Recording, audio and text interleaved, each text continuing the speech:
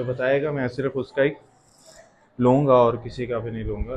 बाकी आप लोगों की मर्ज़ी, जो देना है आना चाहें संडे वाले दिन, दूसरा तीसरा चौथे का फुल लेंथ पेपर होगा और आपको याद हो जाए लिखना शुरू कर देना, ठीक है, यहीं बैठे।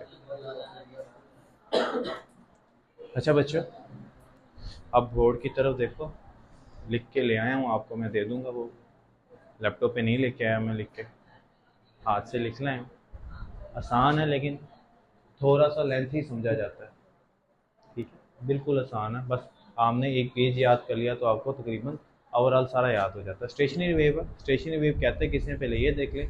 Stationary wave formed by the super position, हमें पता है स्टेशनरी वेव लेकिन ऑपोजिट डायरेक्शन होती है, जिसका एम्पलीट्यूड भी सेम होता है, फ्रिक्वेंसी भी सेम होती है, सेम मीडियम के अंदर होती है, लेकिन उन एक दूसरे के ऑपोजिट डायरेक्शन में होती है। यहाँ पे मैं एक डायग्राम बना के दिखा भी देता हूँ। ये एक स्ट्रिंग है जिसके दो एंड्स पॉइंट है, दोनों एंड्स पॉइंट को क्या बोलूँगा, नोड बोलूँगा। नोड में क्या होता है, जिसका एम्पलीट्यूड जीरो, जिसका डिस्प्लेसमेंट जीरो होता है। तो दो मेरे पास नोड्स हैं। Difference between node and anti nodes ये हमने याद कर लेना जब आपका दिल करे। तो यहाँ पे देखो, यहाँ पे जब मैं इसको स्ट्रेच करूँगा इसके बिटवीन से, तो ये ऐसे स्ट्रेच होगा, ऐसे। या थोड़ी सी डायग्राम हाथ की सफाई नहीं है तो बस आपको क्या करना पड़ेगा, ऑब्जर्व करना पड़ेगा। और 2 मिनट तक करवाता हूँ।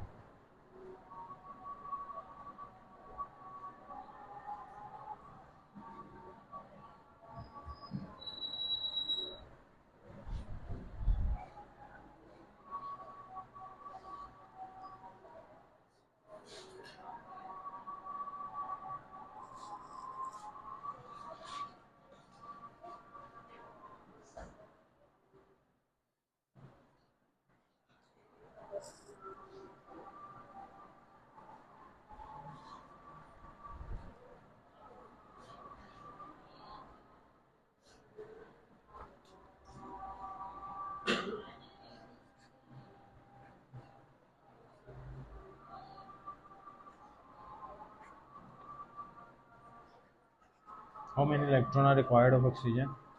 Electrons are two.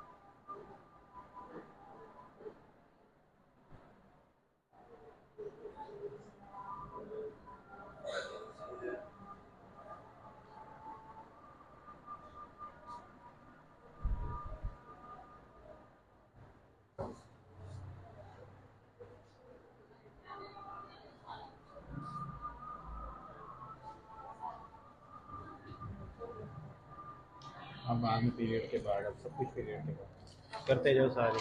नहीं जी, इसके बाद है। करते जाओ बस, सारे काम हो गए। बैठ जाओ, फारिग बैठो, फिर मैं आया।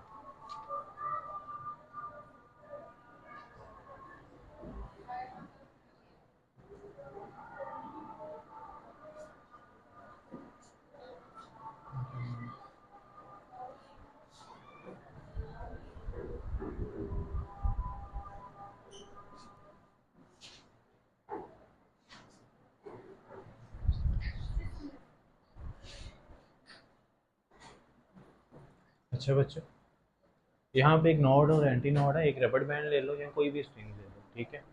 उससे मैंने क्या किया, दोनों एक फिक्स पॉइंट से अटैच कर दिया, उसका एक नोड बन गया।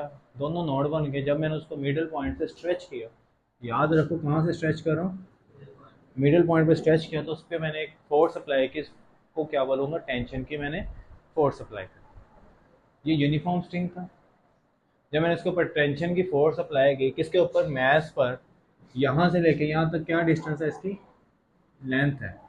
यहाँ से लेके यहाँ तक क्या इसका डिस्टेंस है, यानी इसकी लेंथ है। दो कंसेक्टिव नोड के दरमियान लेंथ कितनी, डिस्टेंस कितना होता है, लैम्डा बाय 2। तो मैं कह सकता हूँ जब ये वेव आई, वेव के दरमियान आना चाहिए ना, तो दो, ये यहाँ से लेके यहाँ तक नोड आया मेरे पास। जब मैंने इसको स्ट्रेच किया, अभी स्ट्रेच किया मैंने, अपने फोर्स को, टेंशन की फोर्स को रिमूव नहीं किया, स्ट्रेच किया, तो ये पॉइंट, पार्टिकल का पॉइंट यहाँ की तरफ, और इस पार्टिकल की एनर्जी यहाँ की तरफ, दो हिस्सों पे डिवाइड होती, एनर्जी, पार्टिकल नहीं, पार्टिकल की एनर्जी दो हिस्सों पे डिवाइड होती नजर आई, एक लेफ्ट साइड पे और एक राइट साइड की तरफ। और यहाँ पे क्योंकि इसकी कौन सी शेप थी, ओरिजिनल शेप थी, और यहाँ से लेके जो यहाँ तक का डिस्टेंस क्या हुआ, ये एंटी नोड कहलाया। एंटी नोड में क्या होता है, डिस्प्लेसमेंट जीरो नहीं होता और अपना मैक्सिमम एम्पलीट्यूड पे वो होता है। ये एंटी नोड की डेफिनेशन है। तो यहाँ पे एम्पलीट्यूड दो हिस्सों पे डिवाइड होता है, एम्पलीट्यूड क्या है, पार्टिकल की एनर्जी दो हिस्सों पे डिवाइड होती दिखाई दी। क्लियर। जैसे ही मैं टेंशन की फोर्स को रिमूव करूंगा इस मैस के पार्टिकल के ऊपर, मैस पार्टिकल के ऊपर, तो क्या होगा, तो ये बेटर होता कि अपनी उसी हालत में आती, ये सबसे पहले क्या आ जाएगी, अपवर्ड की तरफ मूव करती नजर आएगी, फिर ऑक्सीलेट करेगी वापस डाउनवर्ड, फिर अपवर्ड, फिर जाएगी, एक वक्त आएगा जाके वो किस में चले जाएगी, अपनी रेस्ट की पोजीशन पे वापस चले जाएगी। फिर किस पोजीशन पे वापस जाएगी, अपनी रियल पोजीशन पे वापस चले जाएगी। उसी वक्त नहीं जाएगी, सबसे पहले मैंने डाउनवर्ड ले गया, फिर अपवर्ड भी खुद जाएगी रिस्टोरिंग फोर्स की वजह से, और फिर डाउनवर्ड आएगी और इसे से एक वाइब्रेट करके क्या करेगी, उस पोजीशन पे आ जाएगी। क्लियर हो गया, यहाँ तक समझ आ गई। यहाँ पे दो कंजक्टिव था, तो यहाँ पे तक जो लेंथ होगी वो किसके इक्वल होगी, लैम्डा बाय 2 के इक्वल होगी, जब मैंने उसको स्ट्रेच किया उसके मिडल पॉइंट से। क्लियर हो गया। तो यहाँ से लेके देखो यहाँ तक का भी क्या हो गया, एक एम्पलीट्यूड आ गया। क्लियर हो गया, दो एम्पलीट्यूड आ गए, दो मेरे पास, दो एंटीनोड आ गए और दो ही क्या आ गए मेरे पास।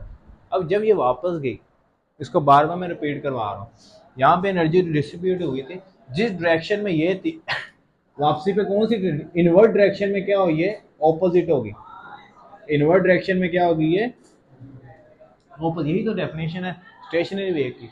स्टेशनरी वेव की डेफिनेशन क्या है, the standing wave are form by superposition by two harmonic wave having the same amplitude, same frequency but in opposite direction। ये एम्पलीट्यूड जितना उतना ही एम्पलीट्यूड ये है, जितनी नंबर वाइब्रेशन ये करेगा नीचे वाला पार्ट, उतनी नंबर वाइब्रेशन ऊपर वाला पार्ट करेगा। Number of vibration, number of frequency भी सेम, नंबर ऑफ एम्पलीट्यूड भी same, but having the opposite direction. ये इस डायरेक्शन को करेगा पार्टिकल की एनर्जी, ऊपर वाला पार्टिकल इस डायरेक्शन की तरफ एनर्जी लेके जाएगा। यही डेफिनेशन क्या है स्टेशनरी वेव की, और स्टेशनरी वेव को स्टैंडिंग वेव भी करता है। और स्टेशनरी वेव डिपेंड किस पे कर रही है, नोड्स और एंटी नोड्स पे। स्टेशनरी वेव पे अगर नोड्स और एंटी नोड्स नहीं होगा तो क्या होगा, उस पर डिपेंड ही नहीं करेगी। नोड्स और एंटी नोड्स होना लाजमी है, तो इसकी पहली कैरेक्टरिस्टिक है नोड्स और एंटी नोड्स पे ये डिपेंड करती है। जब मैं स्ट्रेच किया उसके मिडल पॉइंट से, उसकी एक स्ट्रिंग की क्या थी, लेंथ एल थी, जब स्ट्रेच किया तो उसकी लेंथ कितनी होगी, दो नोड्स के दरमियान डिस्टेंस कितना आ गया, लैम्डा बाय 2। तो इसको मैं इस तरह लिख सकता हूँ, lambda is equal to 2L। तो इसके पास जब ये नंबर ऑफ वाइब्रेशन शुरू होगी तो किसी स्पीड से शुरू होगी या नहीं, बिना स्पीड के शुरू होगी। शुरू में स्पीड तेज होगी, फिर आस्ते आस्ते स्पीड क्या हो जाएगी, बिल्कुल स्लो हो जाएगी। ऐसी सिर्फ समझाने के लिए, ताकि आप भी लिख सको, जो मैंने लिखा वो भी आपको समझ आ सके। पहले इनकी नंबर ऑफ वाइब्रेशन बहुत तेज होगी, फिर आस्ता आस्ता नंबर ऑफ वाइब्रेशन किसकी तरफ आती नजर आएगी, अपनी मीन पोजीशन पे, यानी अपनी रियल स्टेट पे, अपनी रियल हालत की तरफ आती नजर आएगी। अब इसकी कितनी number of mode of vibration होती है, कौन कर सकता है, तो हम लेट तो कर सकते हैं, पहली 1, फिर 2, फिर 3, फिर nth। तो फाइंड करें इसकी n नंबर ऑफ वाइब्रेशन। सबसे पहले नंबर ऑफ वाइब्रेशन से पहले नंबर ऑफ वाइब्रेशन किसके ऊपर डिपेंड करती है, स्पीड पे। जितनी ज्यादा स्पीड होगी नंबर ऑफ वाइब्रेशन उतनी ज्यादा होगी, जितनी टेंशन की फोर्स ज्यादा होगी नंबर ऑफ वाइब्रेशन उतनी ज़्यादा होगी। जितना मैं इसको स्ट्रेच एक मैक्सिमम पॉइंट तक, उसे बोलते हैं उसकी इलास्टिक लिमिट तक लेके चला जाऊँ, तो नंबर ऑफ वाइब्रेशन ज़्यादा हो जाएगा। इलास्टिक लिमिट यानी टेंसाइल की तरफ ले जाए, यानी इसकी इलास्टिक लिमिट को ब्रेक कर दूंगा तो आपकी speed of vibration zero, number of vibration zero, तो आप भी ये परफॉर्म ज़ीरो कर। एक इलास्टिक लिमिट से पहले पहले उसका जितना स्ट्रेच कर सकते हैं, हर एक लिमिट होती है स्ट्रेच करने की, जितनी उसकी टेंशन की फोर्स ज़्यादा होगी स्ट्रेच करने की, नंबर ऑफ वाइब्रेशन उतनी ज़्यादा होगी। तो यही बेटा स्पीड का फार्मूला भी है। स्पीड को v से रिप्रेजेंट किया जाता है, द टेंशन की force represented by f by mass per unit length, this is called speed of force. ये हमने याद करके रखनी है। यहाँ तक समझ आ गई? मैं इसको रिमूव करता हूँ इस चीज़ को, फिर हम शुरू करते हैं हल्की फुल्की मिठास पैदा करने की कोशिश करते हैं। चलो जी, यहाँ तक समझ आ गई सबको? अब फर्स्ट मोड ऑफ वाइब्रेशन कर लें, फिर सेकंड, फिर थर्ड, फिर nth। यही आपकी बुक करती है, यही मैं करने वाला हूँ। फर्स्ट मोड ऑफ वाइब्रेशन, ठीक है, ये डेरिवेशन का पार्ट है, यही आपने अच्छे से समझ लेना। नहीं समझ आएगी तो मैं कोशिश करूँगा कि रिपीट बार बार करके आपका भी दिमाग खाऊँ और मैं लिखने लगे। आप नीड लिखना बस, clear? First mode of vibration, clear? क्या नीड लिखना और पैटर्न दोबारा लिखना, मुसन्निफ का नाम, सबक का नाम। तो फर्स्ट मोड ऑफ वाइब्रेशन बेटा मैं स्टार्ट करने लगा। फर्स्ट ऑफ वाइब्रेशन मैंने किससे स्टार्ट किया? उसके मिडिल पॉइंट से। मेरा पार्टिकल कहाँ से मैंने लिया? मैं कहीं से पार्टिकल ले सकता हूँ, स्ट्रेच मेरी मर्जी, जहाँ से मर्जी करूँ। सवाल ये पैदा होता है, अगर मैं पार्टिकल चेंज करूँ, नंबर ऑफ वाइब्रेशन चेंज होंगी या नहीं होंगी? होंगी। कम या ज़्यादा वो बाद की बात है, लेकिन नंबर ऑफ वाइब्रेशन पे इफेक्ट होगा। अगर मैं यहाँ से पकड़ के बिल्कुल इस पार्टिकल को पकड़ के खींचूँ तो नंबर ऑफ वाइब्रेशन आप देखोगे बहुत कम होती नजर आएंगी। ठीक है, ये थोड़ा सा साथ साथ डिस्कस कर लेंगे। हम जब किसी चीज़ पे एक्सपेरिमेंट करते हैं तो कोशिश करते हैं कोई तीसरा आगे उसका कोई डीमेरिट ना कर दे, तो हम उसमें पहले ही हर चीज़ फाइंड करके रख देते हैं।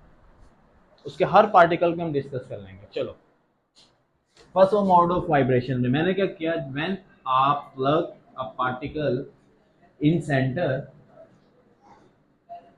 देन नंबर ऑफ वाइब्रेशन क्या हो जाएगी? स्टार्ट हो जाएगी।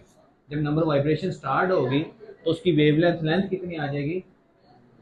तो यहाँ पे द वेवलेंथ कंजक्टिव नोड के दरमियान जो डिस्टेंस आ जाएगा वो कितना आ जाएगा? L is equal to lambda by 2। सिर्फ डेरिवेशन करवा रहा हूँ, थ्योरी बस एक लाइन किया। जब प्लग करता हूँ तो प्लग करने से टेंशन की फोर्स अप्लाई करता हूँ, प्लग करने से नंबर वाइब्रेशन आती हैं। तो कितनी लूप बनती हैं? एक लूप बनती है। ये इसकी छोटी सी एक्सप्लेनेशन है। जब मैंने इसको खींचा, स्ट्रेच किया भी कह सकते हैं, ठीक है? तो जब मैंने इस पर स्ट्रेच किया तो इसकी नंबर ऑफ वाइब्रेशन कितनी आई? एक लूप ही आई है। एक लूप की वाइब्रेशन स्टार्ट हो जाती है, बस इतनी सी है, जिसमें डिस्टेंस कितना आता है? Lambda by 2। और लैम्डा कितना हो जाता है मेरे पास? 2m। किसी को रिलेशन बताओ स्पीड फ्रिक्वेंसी या वेवलेंथ की? v is equal to F lambda. अब यहाँ पे फर्स्ट मोड ऑफ वाइब्रेशन है तो मैं फ्रिक्वेंसी भी 1 कर लेता हूँ और लैम्डा भी 1 कर लेता हूँ। क्लियर हो गया? स्पीड को रिमेन कांस्टेंट रखता हूँ ऑल वाइब्रेशंस के लिए। ठीक हो गया? अब यहाँ पे मेरे पास इसको रेंज देता हूँ फ्रिक्वेंसी फाइंड करने के लिए। जब मैं इसको फ्रिक्वेंसी फाइंड करने के लिए रेंज दूंगा तो क्या आ जाएगा? F1 is equal to V over lambda. V की जगह V की वैल्यू पुट करता हूँ, लैम्डा की जगह लैम्डा की वैल्यू पुट करता हूँ। आपकी आ जाएगी frequency of first mode of vibration. ये डेफिनेशन है, डिफाइन हार्मोनिक फ्रिक्वेंसी, यानी फर्स्ट मोड ऑफ वाइब्रेशन की डेफिनेशन बताओ। हार्मोनिक फ्रिक्वेंसी की डेफिनेशन क्या होती है वो भी आपको पूछते हैं, डिफाइन करो। डिफाइन करने से पहले निकाल लेते हैं, निकालने के बाद इसको डिफाइन करने की कोशिश करेंगे। कैसे निकालूंगा? F1 मैं लिख सकता हूँ is equal to V bracket कर देता हूँ और यहाँ पे लिख देता हूँ लैम्डा 1। लैम्डा 1 की जगह क्या लिख दूँ? 2L। F1 is equal to क्या आ गया? V बाय 2L आ गया। किसी को यहाँ तक ना समझ आए, बस वैल्यू पुट करनी है और कुछ भी नहीं। अब v की वैल्यू पुट करनी मेरे पास आ जाएगा F1 इज इक्वल टू आ जाएगा 1/2L F/m। ये फर्स्ट मोड ऑफ वाइब्रेशन आ गया। किसी को फर्स्ट मोड ऑफ वाइब्रेशन की नहीं समझ आई वो पूछ सकता है। This is the formula of frequency of mode of vibration और this is called series frequency या फ्रिक्वेंसी सीरीज। और इसी को हम क्या बोलेंगे, फंडामेंटल फ्रिक्वेंसी बोलेंगे। वो कहते हैं the lowest frequency in the loop is called fundamental frequency या हार्मोनिक फ्रिक्वेंसी। जो लोएस्ट फ्रिक्वेंसी होगी, जो लोएस्ट पॉइंट पे जो इसकी फ्रिक्वेंसी होगी, जो लोएस्ट पॉइंट फाइंड कर सकते हो ना आप उसमें से, तो यहाँ पे लोएस्ट पॉइंट पे फ्रिक्वेंसी क्या हो सकती है आप कहोगे, वो इसकी फंडामेंटल फ्रिक्वेंसी होगी। इसका ये हाईएस्ट पॉइंट, इसका हाईएस्ट पॉइंट मैं कहूँगा मुझे निशान मार्क करके दिखाओ, तो आप इजीली क्या करोगे, यहाँ पे मार्क कर दोगे। अगर मैं लोएस्ट पॉइंट कहूँगा तो आप वहाँ पे इजीली लोएस्ट पॉइंट पे भी क्या कर दोगे, मार्क कर दोगे। किसी को ये नहीं समझ आई हो फर्स्ट डेरिवेशन, जिसको फर्स्ट डेरिवेशन समझ आ गई उसको nth डेरिवेशन की भी समझ आ जाएगी। क्लियर? इसको रेज करूं, सेकंड मोड ऑफ वाइब्रेशंस करें।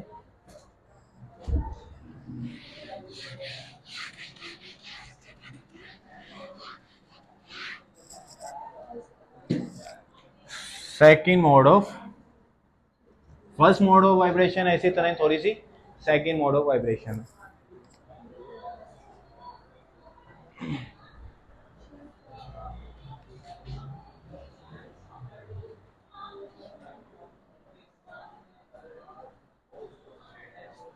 उधर बैठो अभी।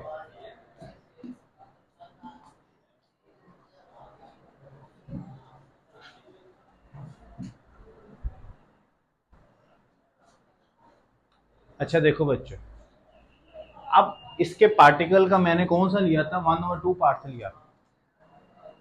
अगर मैं इनके पार्टिकल का 1/4 पार्ट लूं, यानी फोर्थ डिस्टेंस लूं, यानी इस लेंथ को 4 गुना कम कर दूं, अगर उधर से प्लग करता हूँ, लेट करो मैं प्लग कर लेता हूँ इसका 4 गुना कम, यहाँ यहाँ और यहाँ, तो यहाँ से प्लग करता हूँ, यहाँ से स्ट्रेच करता हूँ इस स्ट्रिंग को, तो क्या होगा, वो कहते हैं 2 लूप आ जाएंगे। कितने लूप आ जाएंगे, 2 लूप आ जाएंगे। तो इसकी एक लूप और एक्स्ट्रा कर देता हूँ, इसको खत्म करके, और यहाँ पे एक लूप और ले आता हूँ।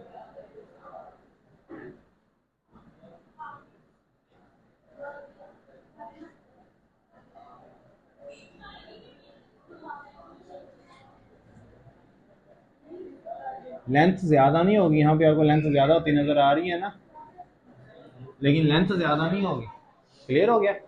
लेंथ इतनी रहेगी, लेंथ थोड़ी ज्यादा हो सकती है, लेकिन इसी लेंथ में कितनी लूप मिलेंगी, 2 मिलेंगे। लूप थोड़ी छोटी होती नजर आ जाएगी आपको। अगर मैं उसके चौथे पार्ट पे स्ट्रेच करता हूँ तो कितनी लूप मिलती है, 2 लूप मिलती हैं, बस यही है। जब तीसरे पार्ट पे, जब उसके 6 पार्ट पे स्ट्रेच करूंगा मुझे 3 लूप मिलेगी, जब उस nth पार्ट पे स्ट्रेच करूंगा तो मुझे nth लूप मिलेगी। चलो देखो, अब ये भी यहां से लेके यहां तक का डिस्टेंस ये भी कितना हो गया, λ/2। सेकेंड मोड ऑफ वाइब्रेशन है, इसको L और λ/2 को 2 का नाम दे दिया। क्लियर हो गया? अब यहाँ पे मैं इसकी लेंथ निकाल लेता हूँ, यानी वेव लेंथ निकाल लेता हूँ। तो वेव डिस्टेंस बिटवीन 2 नोड्स के दरमियान कितना आता है, λ/2 प्लस कितने नोड्स आए मेरे पास, 2 नोड्स आ गए। तो ये लो, जब इनका सम लूंगा तो L कितना निकलेगा मेरे पास, 10 ये निकलेगा। ठीक हो गया? क्लियर हो गया? बाकी सारा वही है, रिलेशन निकाल लो, V = F2 λ2। तो क्या निकलेगा, F2 निकलेगा V/λ2। V की जगह V की वैल्यू पुट करो, λ2 की जगह λ2 की वैल्यू पुट करो, तो क्या आ जाएगा, F2 V कितना है, F/m 1/L। F2 आ गया, सेकंड मोड ऑफ वाइब्रेशन आ गई। किसको नहीं समझ आई? अगर मैं सेकंड मोड वाइब्रेशन को थोड़ा सा मॉडिफाई करूं, किस तरह मॉडिफाई करूं, ये देखो, F2 2 के साथ मल्टीप्लाई भी कर दूं और 2 के साथ डिवाइड भी कर दूं,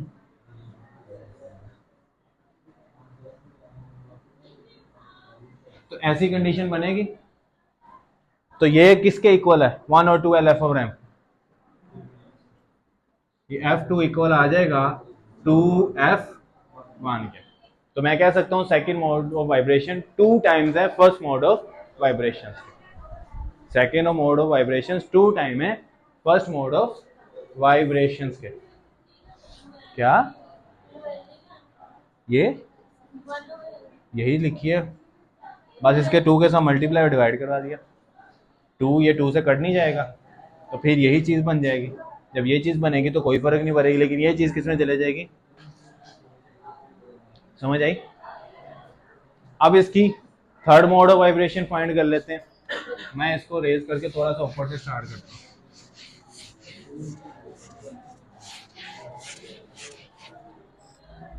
कौन सी मोड ऑफ वाइब्रेशन करनी है,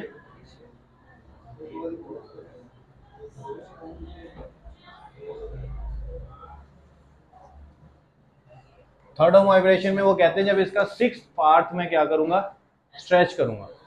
जब इसका मैं 6, ये मैंने किया था 1/4 पार्ट, अब मैंने स्ट्रेच करना है इसका 1/6 पार्ट स्ट्रेच करूंगा तो 3 लूप आ जाएंगे। तो एक लूप का और एडिशन कर देता हूँ यहाँ से।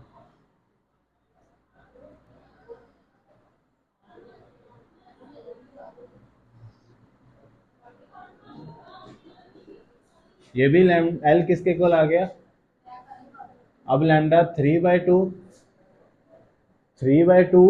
और यहाँ पे भी आ गया लैम्डा 3/2। इसके पास भी नोड है, ये भी नोड है, और इसके पास टोटल नोड्स कितने होते हैं, 2 नहीं होते, टोटल काउंट करो 4 होते हैं, 2 3 4। क्लियर हो गए। अब इसकी मैं अगर डिस्टेंस कंसेक्टिव डॉट्स के तो मैं डिस्टेंस निकालूं तो कितना आ जाएगा,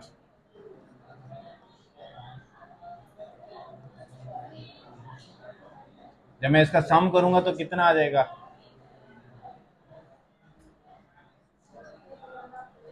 1 + 2 + 3 3 λ/2 आ गया। और वेवलेंथ निकालूंगा तो कितनी आएगी,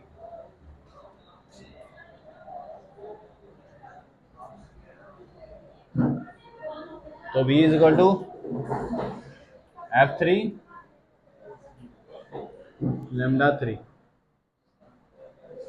F3 = v/λ3। वैल्यू पुट करो तो आपका आंसर आ जाएगा F3 = F/m। 12/3 है तो मैं लिख सकता हूँ 3/12। कोई इश्यू तो नहीं है, यानी ये क्या था 12/3 था, नीचे डिवाइड का डिवाइड आ गया, मैंने ऊपर ले गया। अब इसको भी मैंने क्या सेटिस्फाई करना है, तो F1 के इक्वल सेटिस्फाई करना है, तो इसका सिर्फ 3 कॉमन ले लूंगा, F1 के सेटिस्फाई हो जाएगा। F3 = 3 1/2L F/m। तो किसके इक्वल आ जाएगा, F3 =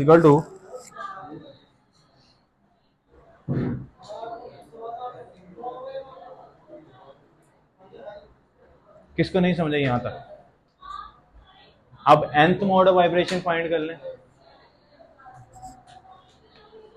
समझ आ रही है गर्ल्स या नहीं आ रही, आ रही है, तुम्हें तो मजे आ रही है, इसमें बैठ के देख लीजिए। चलो अब हम करते हैं nth mode of vibration. nth mode of vibration के लिए एक देखो फॉर्मूला मैं आपके सामने लिखता हूँ, तीनों के फॉर्मूले लिखते हैं, उससे एक फॉर्मूला ड्राइव कर लेते हैं। जब फर्स्ट मोड ऑफ वाइब्रेशन की जो लेंथ थी वो किसके इक्वल आई है, एल, यही आई थी फर्स्ट मोड। इसको मैं कह सकता हूँ L/1। ये वेवलेंथ क्या आई, 1 है। इसी तरह वेवलेंथ 2 देखो, वेवलेंथ 2 किसके इक्वल आई, क्या नहीं, ये 2L के इक्वल आई थी, ये भी 2L/2 के इक्वल आई थी। लेट कर लो, ये सिर्फ L के इक्वल आई थी, जो वेवलेंथ 2 थी वो सिर्फ L के इक्वल आई थी, वेवलेंथ 1 नहीं है कि L के इक्वल आई थी, वेवलेंथ 2 L के इक्वल आई थी। इसको मैं लिख सकता हूँ 2L/2। जो वेवलेंथ 3 थी वो किसके इक्वल आई थी, 3L/2, नहीं जी 2L/3 था। आप बोल के मुझे भी बुला रहे हो, नहीं यकीन तो निकालते हैं ताकि आपको याद हो। लैम्डा इज इक्वल टू है लैम्डा 1/2, तो ये किसके इक्वल गया 2l/λ1। क्लियर, ये आ गया मेरे पास, पहले सेटिस्फाई होगी। दूसरे में क्या था मेरे पास, इसमें 2λ/2 ऐड किया था, जब 2λ/2 λ2 ऐड किया तो यहाँ पे क्या आ गया था मेरे पास, सिर्फ λ2 आ गया। और जब λ2 आया तो यही मैंने लिख दिया, और इसको मैंने सिर्फ ऐड कर दिया 2/2 के साथ। और तीसरी मेरे पास आ गई 12, कट जाएगा तभी तो यही आ जाएगा ना। ये देखो ये कट गया। मैं इसको मजीद ड्राइव करना चाहूँ तो मैं 2l/2 से सेटिस्फाई करने के एक इक्वेशन सेटिस्फाई कर रहा हूँ कि लिखा जा सकता है, सिर्फ एक सीक्वेंस सेटिस्फाई करने के लिए। देखो ऊपर सीक्वेंस क्या है, नीचे की सीक्वेंस क्या है। अगर λ4 होता तो क्या होता, लेट करो, इस सीक्वेंस के मुताबिक λ4 होता तो क्या होता,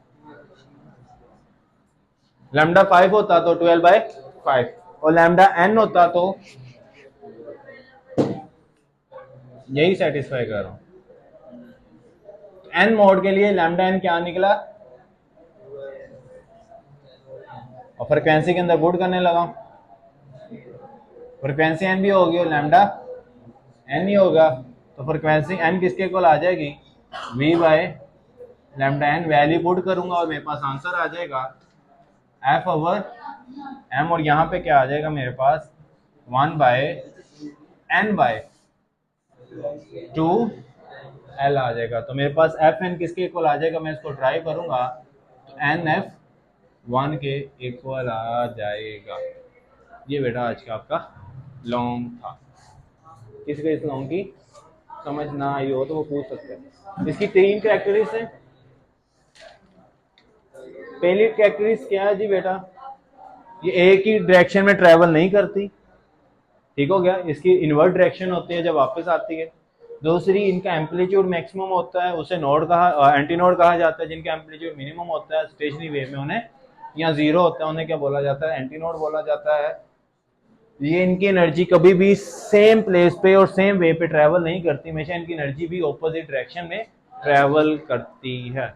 ये बेटा आज का आपका इम्पोर्टेंट लॉन्ग भी कह सकते हैं, जो आपके स्टेशनरी वेव था इन एयर